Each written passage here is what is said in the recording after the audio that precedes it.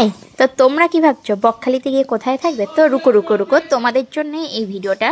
তো চলো, তোমরা আগের পার্টে দেখেছো আমরা বকখালিতে এসে বিকেলে সি বিচে হোটেলে চেক ইন করার পর চলে এসেছিলাম।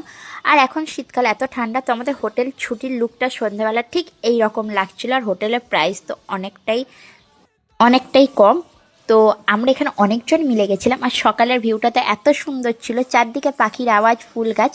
আর এবারে ডাইরেক্ট নিয়ে আসি তোমাদের রুমের ভেতর। যেহেতু আমরা অনেকজন ছিলাম, তো আমরা নিয়েছিলাম হচ্ছে ডবল বেডের হচ্ছে রুম। আর বাথরুমটা তো জাস্ট ক্লিন ছিল। আর এখানে তোমরা যদি বলো তো ওরা হচ্ছে খাবারও তোমাদের হোটেলে দিয়ে যাবে, চাও দিয়ে যাবে। আর খাবার তোমরা যদি নিতে চাও, যেটাই তোমরা বলবে, পার হেড 200 টাকা।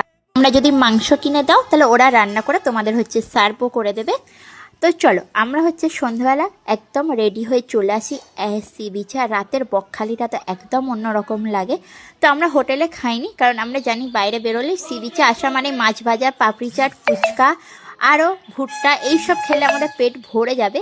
তো এখানে ঘুরে খাওয়া দাওয়ার পরে আমরা বিভিন্ন রকমের দোকান দেখলাম। আর এই পুতুলগুলো কি সুন্দর দেখতে ছিল। তো তোমাদের এই ভিডিওটি কেমন লাগলো আমাকে কিন্তু অবশ্যই কমেন্টে জানিও।